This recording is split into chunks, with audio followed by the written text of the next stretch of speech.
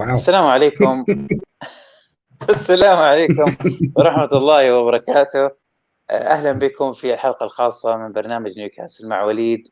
الحلقة الخاصة باليورو، افتتاح اليورو. معنا طبعا من نيوكاسل، مدينة نيوكاسل، مقدم برنامج حديث صاحب الرقم 9، IceMan, Dome. Welcome Dome to the show. Tonight we have number 9 talk broadcaster, Dome. Welcome to the show. Welcome to Newcastle with وليد. Thanks for allowing me on, mate, and looking forward to it. Yeah, it's a pleasure to have you on. We try to go through things. We have too many stuff. Beginning, how you find the opening? Italy against Turkey. I was fully invested in maybe a 0-0 draw, because the first game of the tournament is always a hard-fought one, because there's a lot of eyes on the opening games. To see Italy come out victors, it doesn't surprise me. It's Italy, a very good team, and there could be there or thereabouts, maybe quarterfinals, semi-finals, but we'll soon see by the end of it all. How you see the winning of Italy 3-0? Is this the Italy we know? Do you think Italy is a strong team? Do they have a chance to win the Euro? This is their lineup. What do you see? What do you think of Italy this time? If you look there, you got Yuro Immobile, always knows where the goals are. Insigne as well, Berardi. But there's a lot of good players in that squad. You've got the slightly aging players of Bonucci and Chiellini, but you always need that those captains, those older heads to make the team, and that will always push you forward and to make you better players as well. To score 3 goals, usually Italy great in defense, but to score 3 goals in the opening game, I think from the lineup I can see the strong of Italy is from it's the goalkeeper Donnarumma, of course, one of the best goalkeeper in Europe, and the front line strikers from Italy.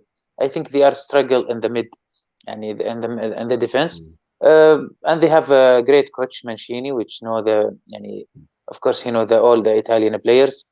So do you see them go far in this? Do you think they are candidates to win Euro? It's too early, really, to say who can be candidates and who can't. There's always that dark horse in there that sneaks in. Because they had a good draw. You look at Italy, you can always say they've always got good players. They've always got a good management team behind them.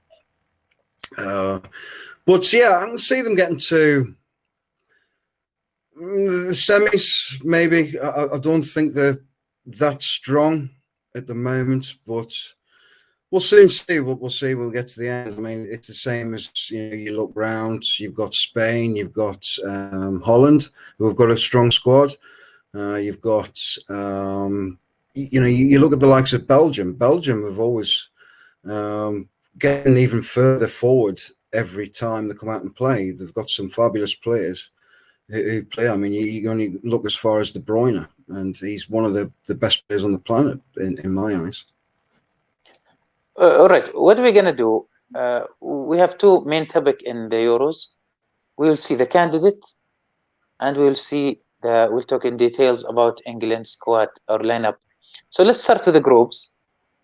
Now we have so it's in Arabic, but you can tell by the flag.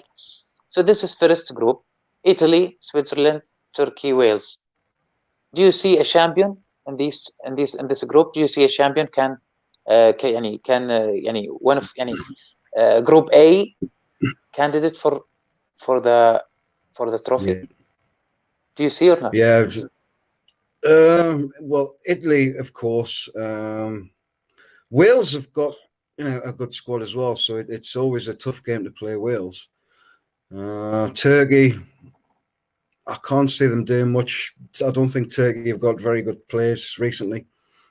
Switzerland, even harder. But I'd say the top two out of that, I would say Italy, and I think Wales might sneak it out Okay, of that for group. Group 2, Belgium, Denmark, Finland, Russia. You're speaking about Belgium. Ooh. No, I think Belgium will win that group. Denmark, I've always thought Denmark had a good team over the years. You know, they're tough opponents. But Russia have played in the last World Cup. They did really well as well. So yeah, but they were questioned to have some special vitamin. But it is a tough group. But yeah, if Russia have you didn't see the winner of the trophy will not be from them. No. Cool. Okay, see, Austria, Netherlands, Macedonia, Ukraine. See, now I think Holland might reach the final. But I see, yeah, but I see their lineup. It's not that great. I know it's in Arabic, sorry, but they have Debay, Figurist, and the striker, Wijnaldum, Martin Diron, Frenkie, Danny Blind, Fridge. Maybe they're good defensively, but I don't know. I didn't see them. It's not like when they have Robin, Van Persie. Oh, these names, they are not so. You're talking about legends here, Louise. Yeah, don't have those players anymore. Yeah, but when I see usually I was preparing for the show. I was study the players because it's like Holland. They are all new to me, and of course, and it's a chance for them. But I can't see them winning. So, do you see one of them? Sorry, where is it? Here. Do you see a winner in this group? I don't see Holland winning. I think. Yeah, I don't see Holland winning. I think they might sneak into the final because looking at the groups and the way to the quarters and the semis, I think they might have a good chance of reaching the final. But to win it, it's going to be tough. All right. So let's see the other group. Okay. Croatia, Czech, England, Scotland. We will come to England, especially after we finish. So, so we have the second silver winner for the cup.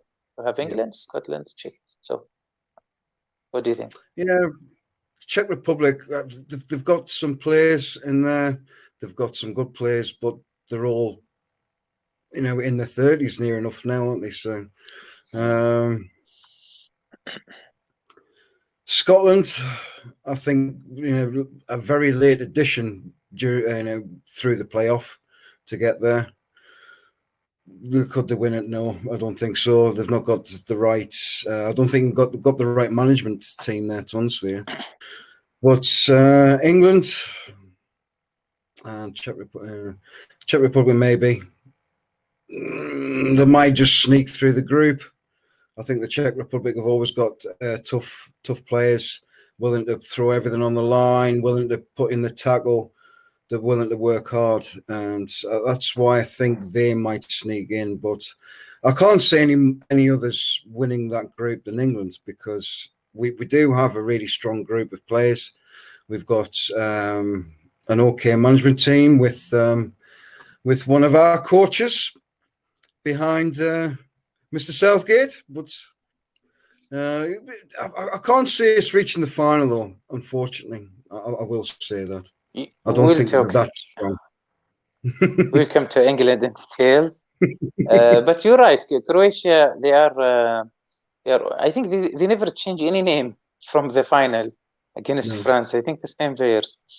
Okay, Poland, Slovakia, Spain, Sweden, and also when I check Spain squad, I said, "What is the players?" They are all in you. I think this is one of the reasons why Barcelona collapsed. all players are new. So what do you think of this group, though? Oh, looking at Spain, it's always progression, and I do like Spain because I always watch them during Euros and World Cups. The way they have their progression, I mean, any player that gets into the main squad, they've come up through under 13s, under 12s, under 16s, under 18s, and they all follow up each other. And I think that's why it makes them so good, because they have an understanding all the way through the squad. And I'll always pick Spain to win that group.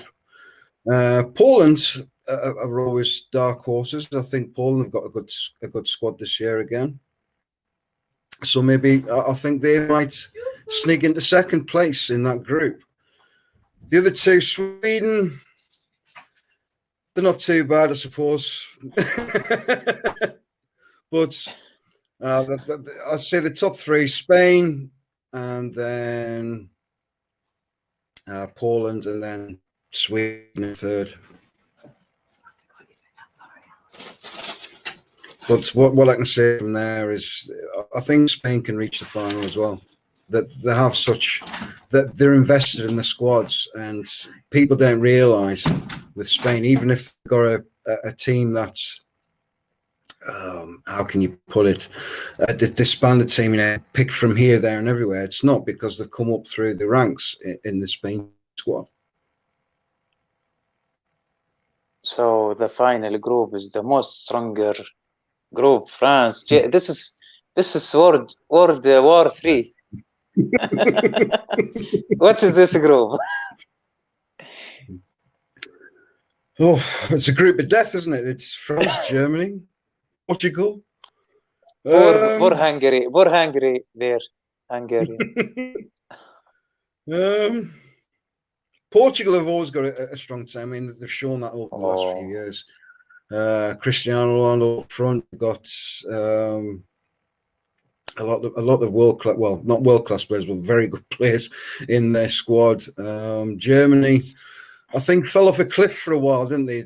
They weren't quite the force that they used to be. I mean, you used to fear playing Germany. But yeah, they've always got a good invested squad. The squad's always young though as well, which I like, and it's always moving up. France, you're looking at Mbappe. It's going to be a tough group. So anyone to reach the final, I would say, would be France out of that group.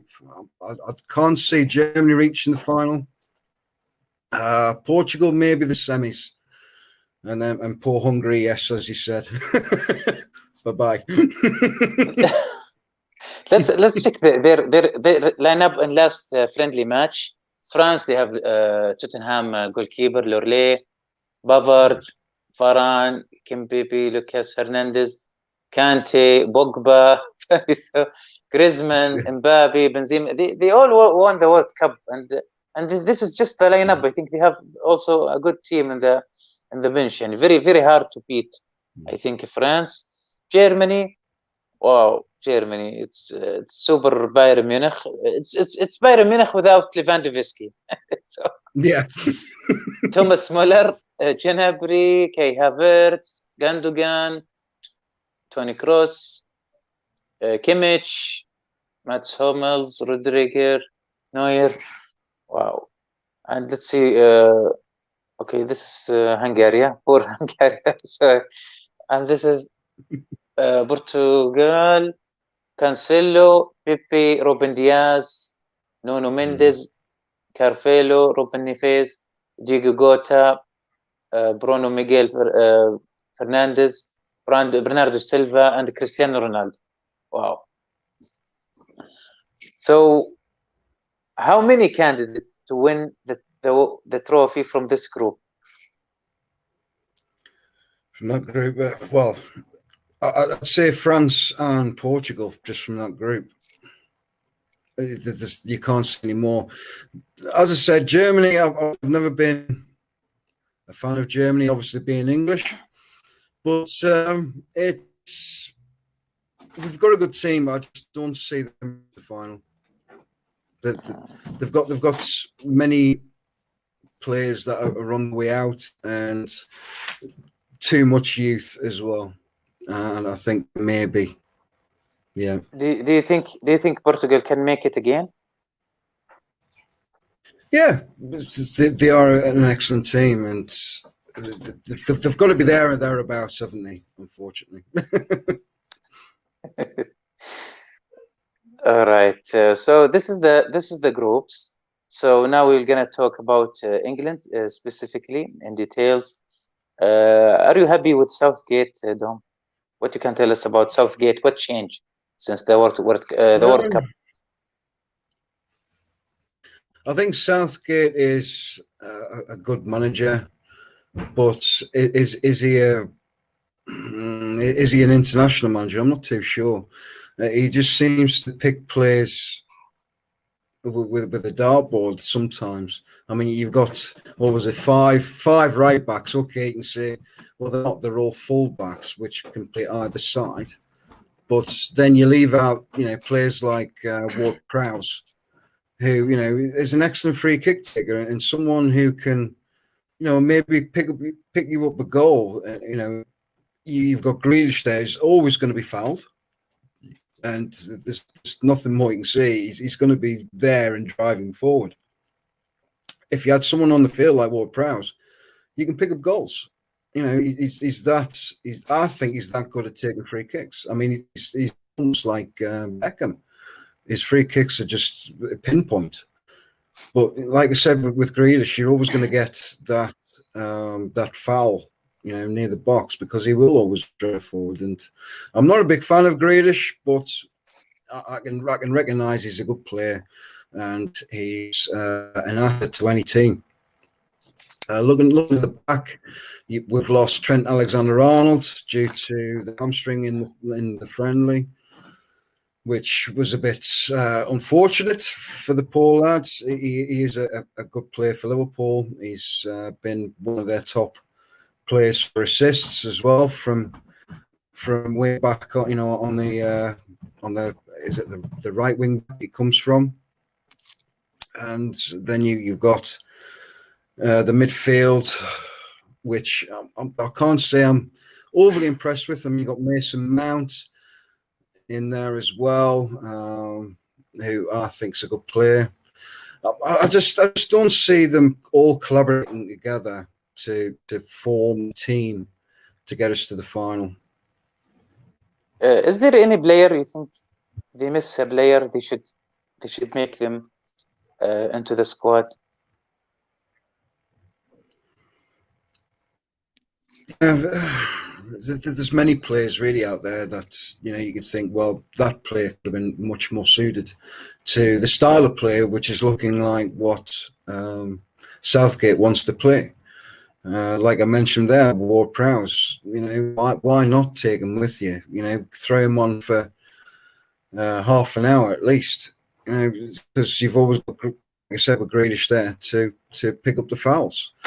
Mason Mount, and there's lots of players in there who can make a difference. But like I said, I can't see a team there, at all. And who else would have taken? I'm not an England manager. I'm worried about midline. I'm happy with the defense, with the goalkeeper, not bad. I'm happy with the strikers, but I'm worried about the midline. I see Rice and I forget the name. What do you think of remember, we didn't have like Bull Scholes, Gerrard, Lampard, these heavy players in the midfield. We didn't have them. So most of the midline players, they are attacking, but in defensive. But the player with attacking and defensive skills, I don't think anyone have it. What do you think? Yeah, I think with any team, even you call it international or club football, you've got to have a strong spine of the team. And what I say, you've got to have a strong. It's kind of like 3 lines. You've got to have your 2 wides, and then your strength through the middle. So if you've got a strong outside in the wings or the wing backs, you're always going to create goals. You're always going to get the crosses in. You're always going to get the balls coming in the box. As long as you've got a strong centre line, you're going to break up any play coming forward to you. So it keeps the. I mean, okay, you got a defence there, but it takes that strength. It takes that pressure off the defence and off the keeper as well. But I don't see. Yeah, there isn't. There's no strength, and that's totally in that centre, all the way down the middle. Mhm.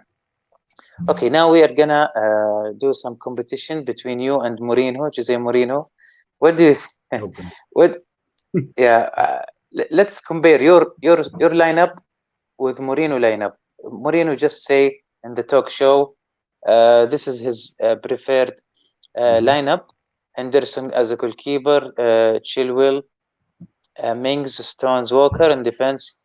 In the mid line, Phillips, Rice, and in front of them, Mount. On the right, Foden, Grealish left, and Harry Kane as a striker. What do you see, and what do you change of that, Tom? Looking at that, I mean, Rice and Phillips. Phillips, I think, is a very good someone who can break up play and play it forward. Rice is always kind of, he'll break up play but then pass it sideways. So yeah, I would possibly change that centre. Not sure who to. Possibly maybe bringing Henderson. I know he's not had a lot of game time and maybe still feeling the effects of his injury, but there is no centre to that. Mason Mount, good for coming forward. He's dynamic. He can pick the ball up, spray it out. He's kind of like an energetic Shelvey, really, Mason Mount. But you've got Grealish and Foden there. Foden on that side, I think he's played there a couple of times for Man City. He's done really well. Chilwell and Walker. I like Chilwell and I like Walker. I mean, okay, I think he's seen his days, Walker, but he's still a good player. Mings and Stones. I mean, you look at Stones, he was on his way out from City at one point. He kind of pulled it back, scored a couple of goals, put in a couple of good performances. So I suppose he deserves his place there. And Tyrone Mings, I can't get my head around at all. And Henderson, I think, should be a starter because Pickford has already shown that he drops too much. You know, he's a bit of a butterfingers, to be honest with you, and can't hold the line. He doesn't shout. He's not a leader of his back line. So Henderson, I think, is a starter for goal. And then what more from there can you say is Kane? You know, someone that's chasing down Alan Shearer's goal scoring record in the Premier League. Can you remind me who's Phillips? I kind of forget. Plays for Leeds. From Leeds. Yeah, from Leeds. Yeah, he plays centre midfield for Leeds. But he's more of a player that breaks up play. I see. So this is the games. Opening against Croatia, then Scotland, then Czech. So are we going to be first team? Are we winning them all? How you see these games? What do you think will happen? Croatia, I think, might be a bit difficult. I could see a nervy start to that game after the last time I played them. But I could say possibly we might nick it 1 or 2-0. I think it will be tough, but I think it'll all be done in the second half. With Scotland, well, we should beat them woefully. So I'll say a nervy 3-0 against Scotland. And then the last game, Let's say another 2-0. I think we'll get through the group. But I think that first game is going to be nervy in the first 45 minutes, I reckon. So what you are afraid for England? What the thing is make you afraid, or you wish didn't happen from England side in this Euro? Well, you look at the two friendlies. I mean, okay, friendlies mean nothing, but you can kind of get a feel to the way they're going to be playing and how they're going to be playing and who they're going to be playing in the games, and you can plainly see that they're nervous. They're all going into this very nervously, and looking at you've got your Gareth Southgate there, and I can't see him as a manager being someone who'll stand there and go, come on, let's go. You're all world-class players. Let's go for this. Let's win this tournament. I can see him being kind of a cautious manager who's going to stand there and say, well, go out there, do your best kind of thing. A bit like Steve Bruce, really. Where do you think England will reach in this championship?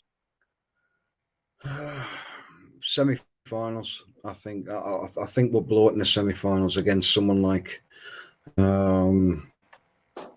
Spain. Well, Portugal. I reckon we'll possibly go out against someone like Portugal in the semi-final. So you think Portugal will win against England? You think? Yeah. Yeah. So which team I'm not full of confidence with this England team at all. Beside Portugal, which team you think you didn't want England to play against?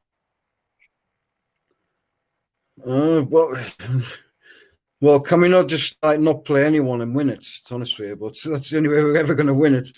But I wouldn't want to. I mean, you'd want to play the top of the group and win the top of the group, and then play the weaker ones to reach the semi-final, which any team would want to do that.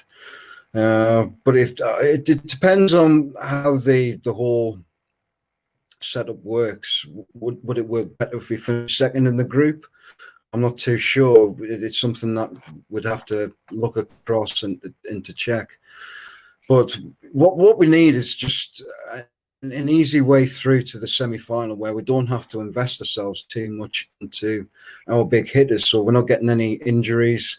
We're not getting any tiredness into the likes of Kane, the likes of Sterling, the likes of Phil Foden, the likes of Ben Chilwell, and the defence. So it's something that I think Southgate should think about and look and think, well, if we can invest ourselves, not play the big hits from the start, and let us glide to the semi-final. If that happens, I think we could make the final.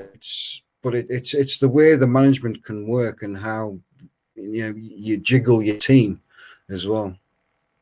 I believe the semi-final and final will be in Wembley. So that should be fun. So this should be an advantage for England. So it should be. Which player you think or you believe is going to be his tournament? Who will be star of the tournament from England or other teams? Just name two players, one from England, one from other teams. For England, well, it's only ever going to be Harry Kane because it's the Harry Kane show, isn't it? Always with England. Not many other players get a mention. I mean, you look at, I think Phil Foden might have a good, I hope, have a good tournament. He's looking sharp. He's looking fresh. He's looking like he could be a world beater. But it's how you're coached and how you're pushed forward. From any other team, I mean, could you look further than Cristiano Ronaldo? It's big names. You've got who's the other fella from Man City who plays for Belgium? De Bruyne. De Bruyne, yeah. He should have a good turn as well. And I like De Bruyne as much as I don't like playing against him.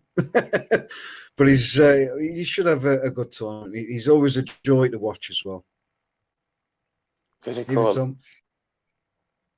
So we wish all, before we move to other subject, we wish all the luck for England to bring it home. Hopefully, it's going to be nice with summer, of course, combined with the Newcastle takeover, which we'll go over it in a few minutes.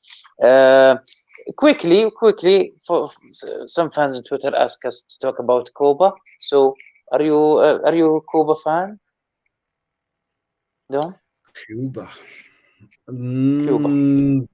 Don't know. No, I'm not. I mean, Cuba, America. Yeah, I know what you mean. Yeah. I don't know enough to honest with you. Yeah. I mean, you can look at USA, you can look at Argentina, you can look at Cuba, you can look at Mexico as well. But Cuba, it's a team I've never really looked at. Yeah, but I think America and Mexico will not play. This is the teams. It's two group. Yeah, it's two group. First group 5 teams: Brazil, Colombia, Ecuador, Peru, Venezuela.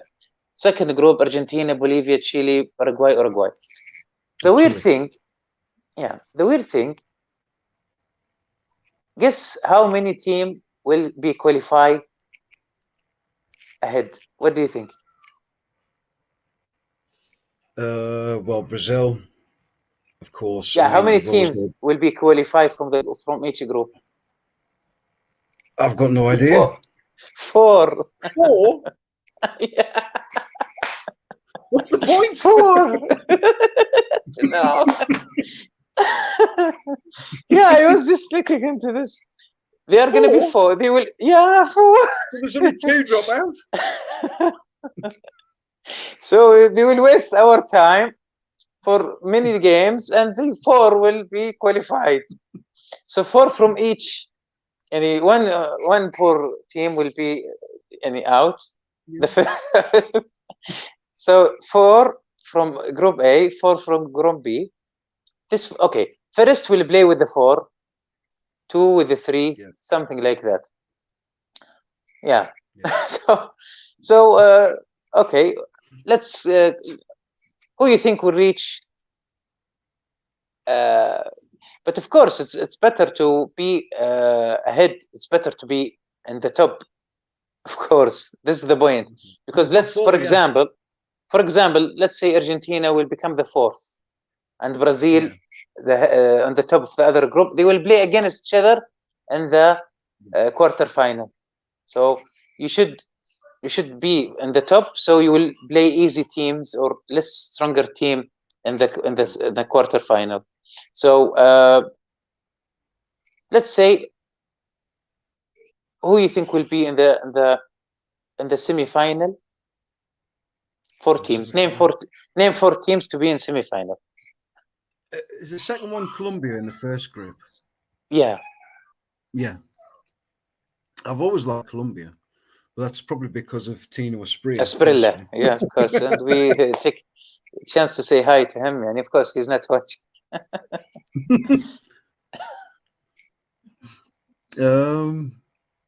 Yeah, it's. I mean, Brazil, Colombia. Is that Canada? No, that's Biro. Oh, is it? Yeah, okay. Biro from Novi Solano team. Yeah. It's probably the way it is, to be honest with you. Other than, probably the way it is. So Brazil, Colombia, Brazil and Colombia, Argentina. Brazil, Argentina. I'd like to see Colombia reach there, and possibly Chile. I know Chile have got a good team. It was, but now they get older. The good player like Sanchez, Vargas. Yeah, I forget that player. Great player, number 10. I forget his name. And Uruguay. What do you think of Uruguay? Uruguay, they have such a Uruguay, yeah. Good Uruguay. So good luck for the 4th teams in each group to make it.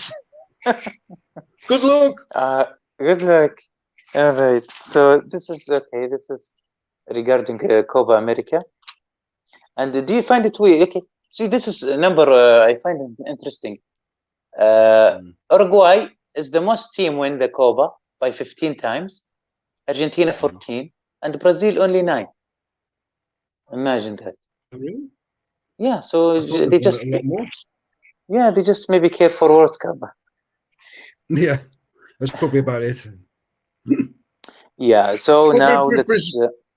I mean, you look at Brazil these days. I mean, are they the same force they were years ago? I'm not too sure.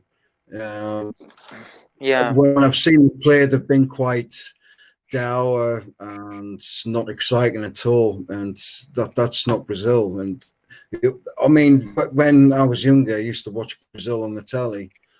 You know, it was always a chore to sit there and watch Brazil play, and it was always a joy to watch as well. But I don't really see that anymore. So, what do you think? Who's gonna win the Copa? Oh.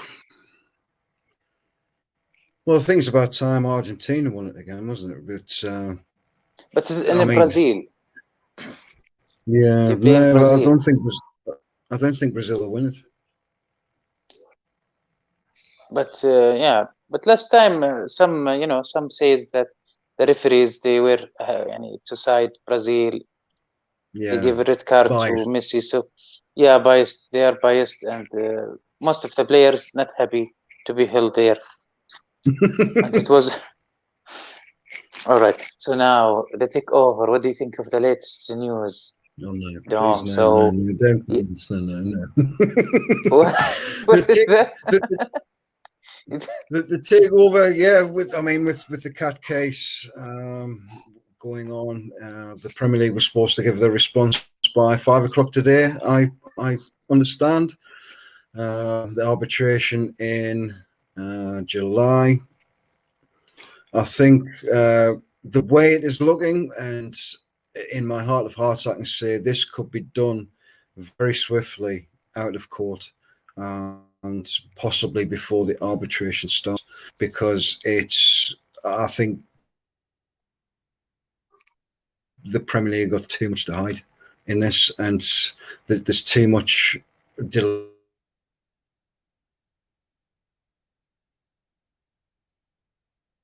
Oh, maybe we lose Dom, but it's okay. This happened, but it just happened now. So Dom, if you can be back and come back again, if you can.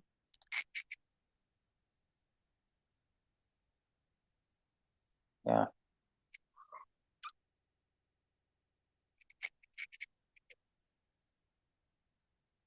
Oh, are we there? Sorry about that, mate. Yeah, it's okay. Are we back? So, yeah, now, yeah.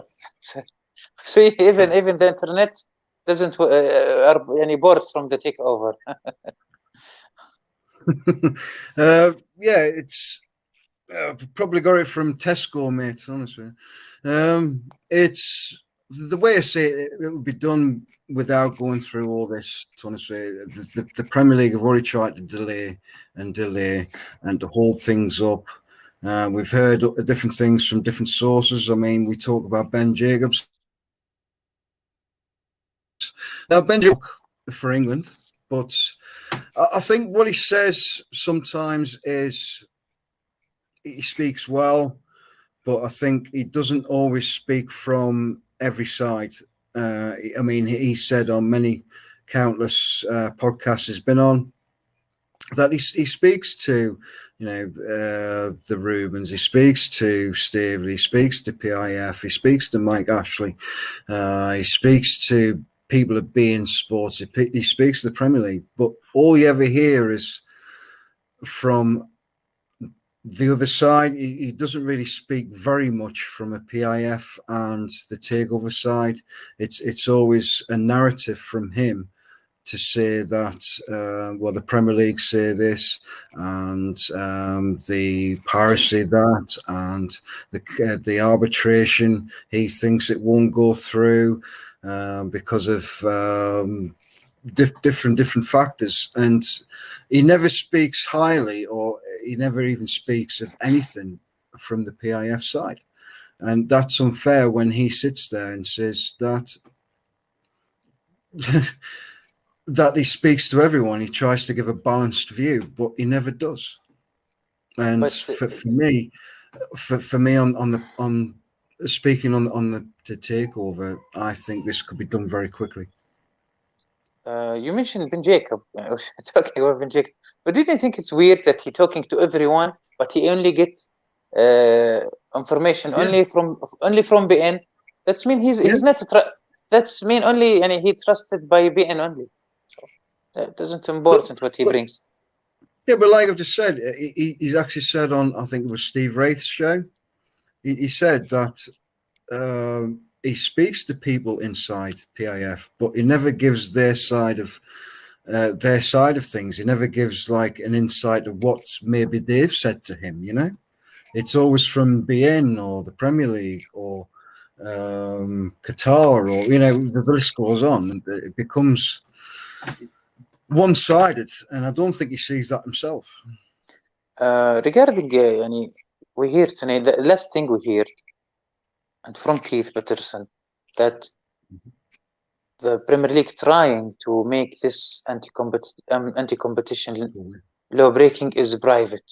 This is possible, Dom. I am not familiar with the UK court, but as English citizen, what you can tell us about and tell us, the Saudi fan, about the English court regarding these kind of cases?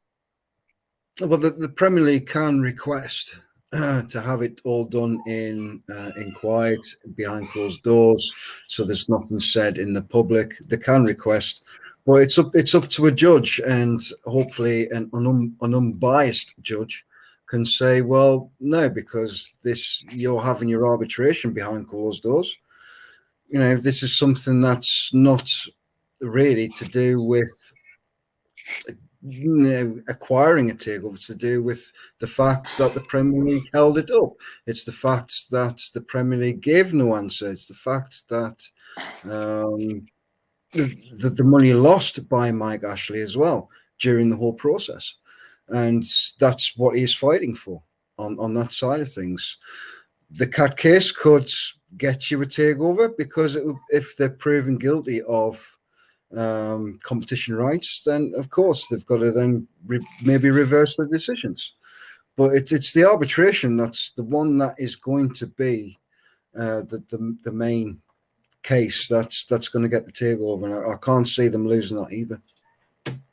I think Newcastle got a winner on both sides.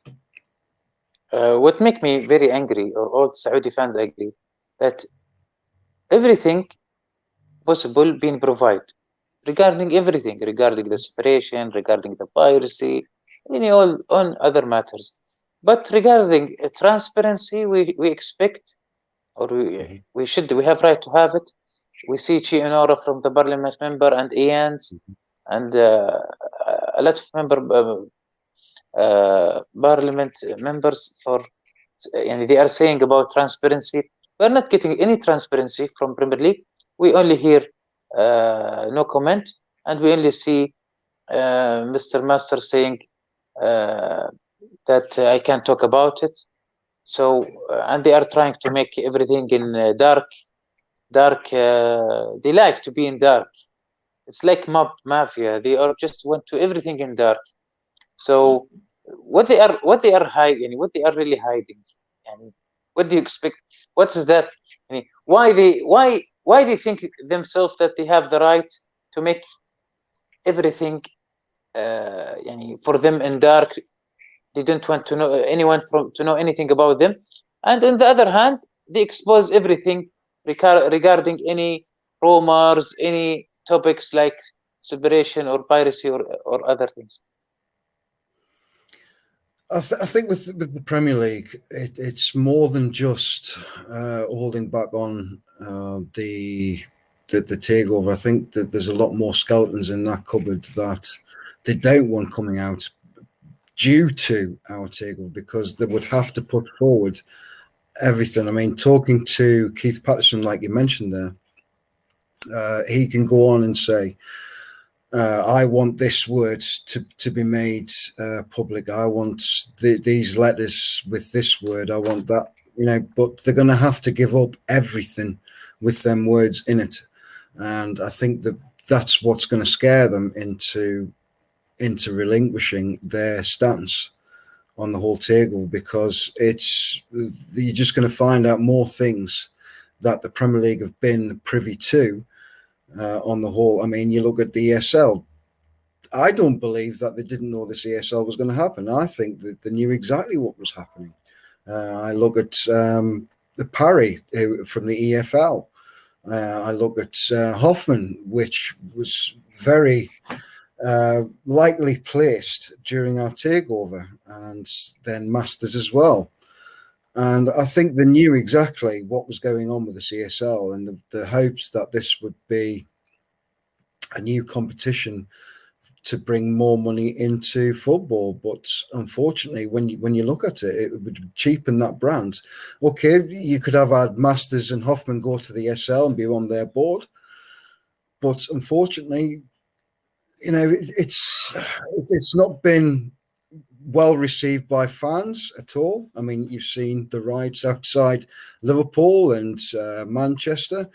Fans weren't happy, and I would have hoped, and I put my hand in my heart, I hope that even with if our takeover had gone through last year, I would hope that Newcastle United wouldn't have been part of that, because it would have been against.